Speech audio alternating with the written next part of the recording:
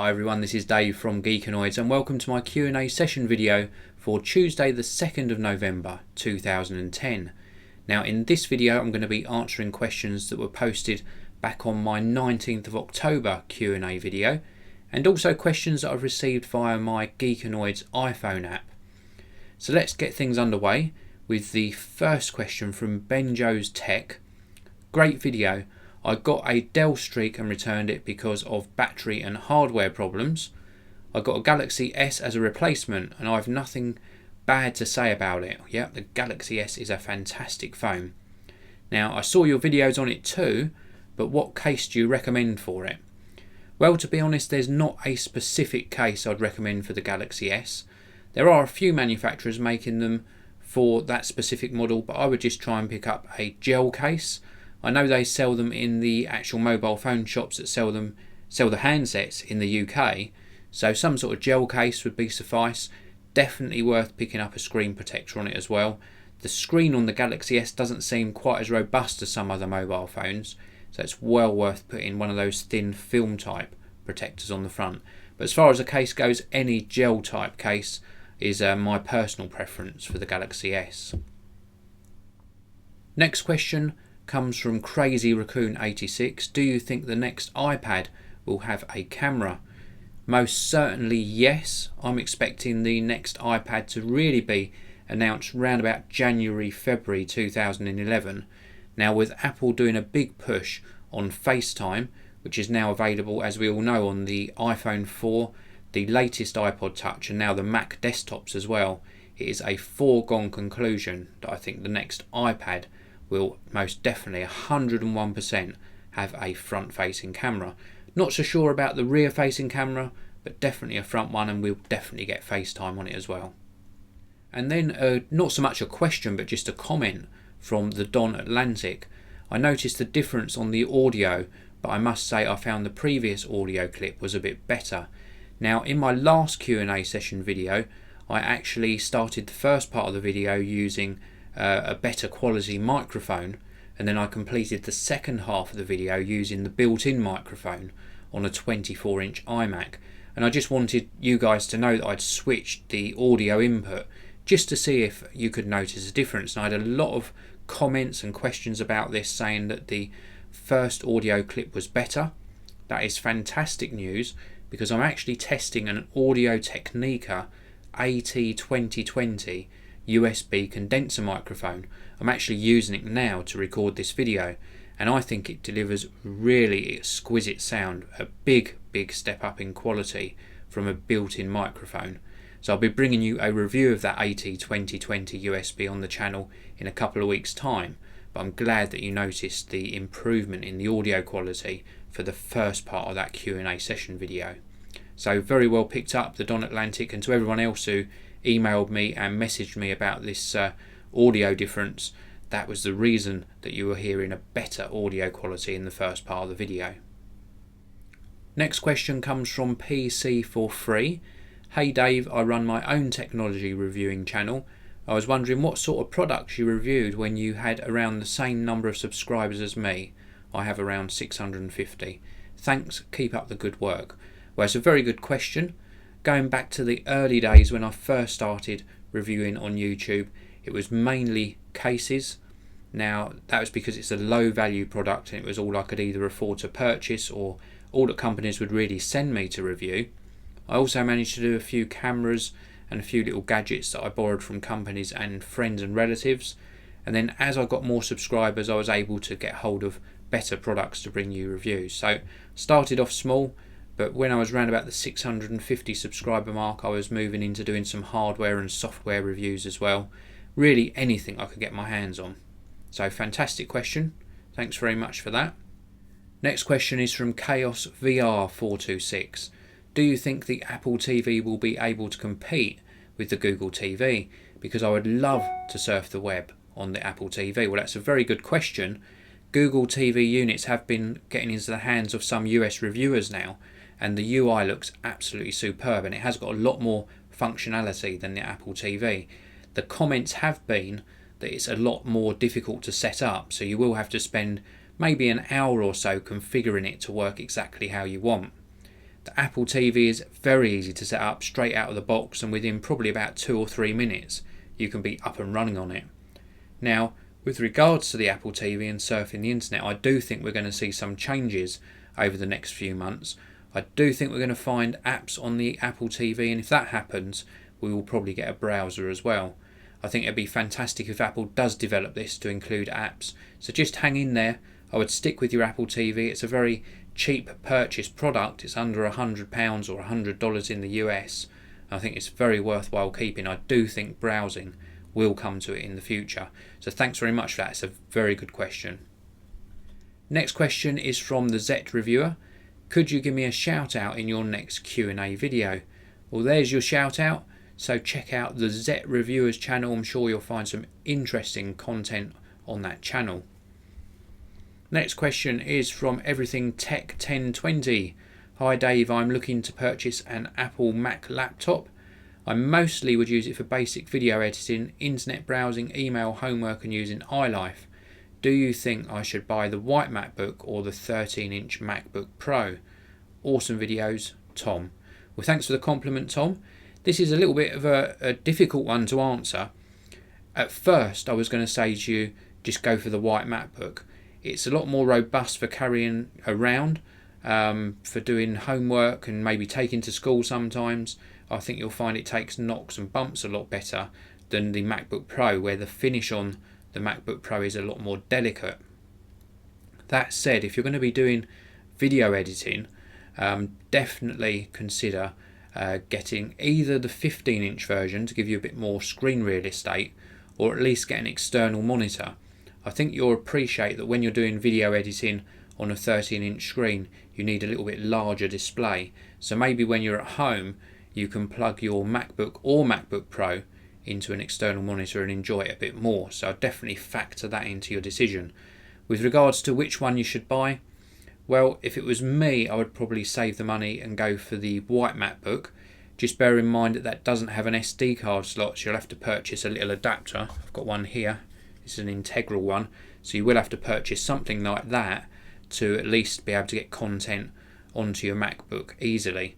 But I would certainly save the money and buy the white MacBook whilst it's still available.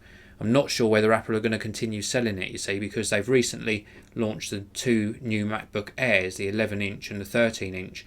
It might be that they phase that white MacBook out. I certainly hope they don't. A lot of people are saying they will keep it in their lineup because it is one that students buy a lot. So think on it, definitely factor in that external display, and that was a fantastic question, so thanks very much for that. The next question is from Jacobs Mikiel. Hi Dave, I am a big fan of your videos. Thank you very much, appreciate the comment. Would you like to review MS Office 2010?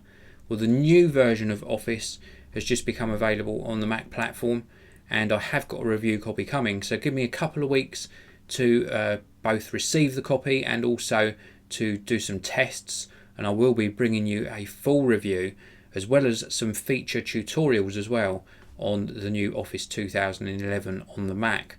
So thanks very much for asking that question. Just keep your eyes peeled on the Geekanoids channel. And the last comment on the actual Q&A video is from SHHOSHH, so Shosh. Can you give me a shout out and also Pilot 1030? So yeah, Shosh and Pilot 1030, there's your shout out. I'm doing a lot of these shout outs lately, so I hope anyone who's watching this video can give those guys a quick look on their channel and see if you like their content. So now I'm going to move over to answering the questions that came through to me via my iPhone application. And for those of you who don't know, if you've got an iPhone or an iPod Touch, you can get a Geekanoids app on it. It's free of charge, available in the iTunes App Store, so head on over and check that out. Now, the first question is from Adam. Have you ever received an item to review and then during the week of testing or during the filming of the review it breaks? Well, no, I haven't had any item that's broken during filming or reviewing. I have had a Uniross solar battery charger that I just couldn't get to work properly, so I didn't even bother reviewing it. It was such an awkward product to even get working. Probably due to the UK weather, there probably just wasn't enough sun to get the solar panels charging the batteries in the unit. So, but nothing's actually broken on me whilst I've been actually recording or reviewing something. Next question is from XLosX or Xylos X.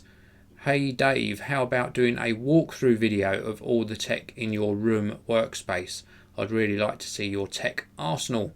Well, that is a very good question. I have just moved into a new office space and obviously set up a new Mac Pro. So in probably maybe a couple of weeks, I'll try and do something where I'm just giving you a sort of brief overview into the kit I use to bring you my videos. So thanks very much for that question. The next question comes from Kieran. Could you do app reviews as well as tech reviews? That would be good. Well, I used to do a lot of iPod and iPhone app reviews, and then when the iPad came out, I did do a lot of iPad app reviews as well. I do plan on reviewing some Android apps in the near future, and also some Windows Phone 7 apps. It just takes a lot of time to bring you guys this content, so if I get the time, I will certainly do that. With regards to iPad app reviews, I do have a guest reviewer, Dan, and he is working on a couple more iPad app reviews as we speak, so hopefully they'll be on the channel very soon. Next question comes from Eddie. What features do you think will be in Windows 8? Well, I'm not really sure what they're going to be putting into Windows 8. I think they will make some UI tweaks. I don't think they're going to change it too much from Windows 7, because I think Microsoft have found that Windows 7 has been very well received. So I think it'll be more tweaks and enhancements rather than new features. I know it sounds like a pretty lame response, but I'm not a big Windows user, so as long as they keep things more or less the same as Windows 7, I think it'll be very popular indeed. Next question is from George. Hey Dave, I have an iPhone 3GS, and on O2, whenever I turn on the 3G and try to access websites from Google, it takes ages to load. And when it does load Google search, I click that website and O2 whitelist comes up. Do you know why? Well, I'm not entirely sure on this. I think it might be to do with your APN settings. So it's well worth popping into an O2 shop and ask them to check your APN data settings on your iPhone and see if that makes a difference. I know that there are quite a few different settings you can change in there, and if O2 give you some alternatives to try, you might find that you get around the problem. Next question is from Jordan. Who or what inspired you to do YouTube videos? Well, I think it was really myself that inspired myself to do it. Back in, I think it was around about 97, 98, I was doing a lot of graphic design, so I got really heavily involved into Apple hardware and software. I absolutely loved the way it worked, and that really inspired me to test a lot of kit and find out what was going to work best for me in my job.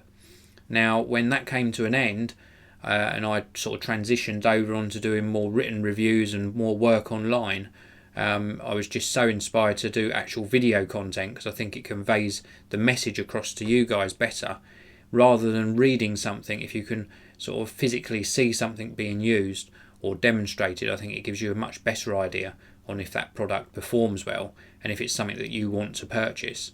So that's what really got me into doing the videos, so I hope that answers your question. So thanks very much for that. The next question comes from George again, so this is George's second question. Hey Dave, who do you think makes the best headphones? I personally think Sony do. Well, over my time of reviewing, I've tested a lot of manufacturers' products, and headphone wise I've tested Sony's, Sennheiser's, Monster cable products as well, and a lot of other manufacturers in the mix. Now, they're all priced differently, so it's very hard to compare a £10 pair of headphones to something that costs £200 to £300, for example.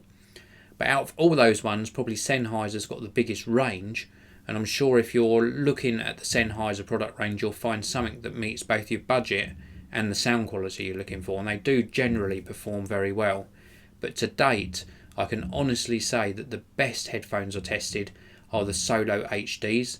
They're part of the Beats by Dre range from Monster Cable Products, and I reviewed them just recently and they really impressed me.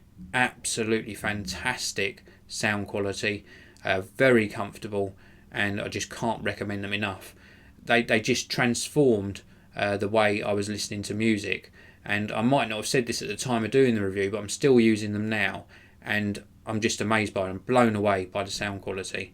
So for now, my best headphone to buy, although they're quite expensive, would be the Solo HDs. So great question, George. And the last question for this tech Q&A, drum roll, is from George again. So George, you had the last question on this tech Q&A. Thanks for all 3 of the questions you sent in. What do you do with your Apple stickers? Well, if you're asking generally, stick them around and advertise that you love using Apple kit. But for me, I tend to just leave them in the product box, to be honest. Although I did put one in my car windscreen just to show my loyalty to Apple. But generally, people use them just to decorate bits and pieces, stick on your laptop. So really, just anything. But me personally, they remain in the product box, and I've got quite a collection. Let me tell you that. So thanks very much for all your questions in this tech Q&A. There's going to be no tech Q&A next week. I'm going to do these on a fortnightly basis now. So join me again for another tech Q&A session in 2 weeks' time. Thanks very much for listening. Until next time, have a great day.